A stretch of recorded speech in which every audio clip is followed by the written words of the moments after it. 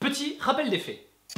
Ok, alors 300, c'est l'histoire d'un mec, roi des Perses, qui a un prénom de merde et des piercings de la bite au menton, et son gros kiff au gars, c'est que tout le monde se foute à genoux à ses pieds. Ah, mais toi, chez nous que je t'introduise ma grosse Face à lui, on trouve un autre roi avec lui aussi un prénom de merde. Douglas, Midas, Michel Jonas, non, Léonidas. Et lui, tu sens direct qu'il faut pas jouer avec ses couilles. Avec lui, il va donc ramener une putain d'armée de Spartiates qui, eux, sont pas très chauds pour se mettre à genoux.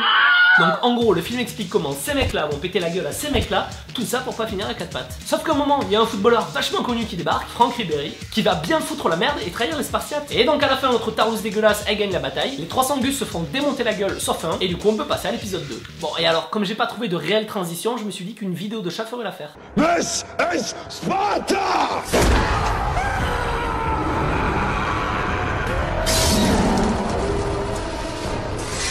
Ok, donc dans l'épisode 2, cette fois, c'est la team des Grecs qui va vouloir péter la gueule aux Perses. Alors déjà, il y a un truc de barjot dont il faut que je parle, c'est que dans l'équipe des Grecs, il y a Drazik d'Artlecker à vif. Et le truc le plus ouf, c'est que j'ai absolument aucune vanne là-dessus.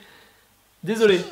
Côté gentil, on a donc le commandant qui lui a enfin un prénom normal, Thémistocle.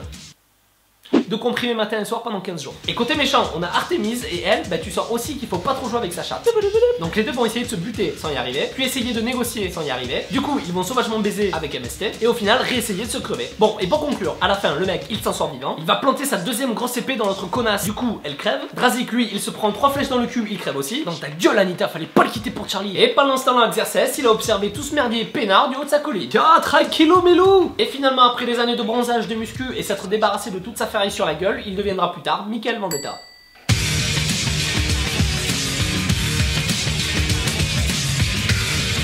Drazik, lui, il se prend 3 fois de... Putain. Drazik, lui, il se prend... C'est chaud.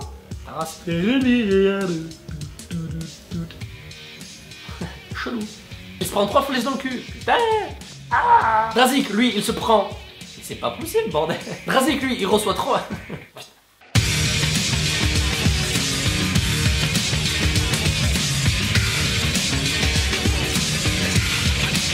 Et au fait, on vient de passer les 5000 abonnés sur la page YouTube et ça c'est vraiment un truc de ouf. Ça veut quand même dire que vous êtes de plus en plus nombreux à kiffer vous faire spoiler des films.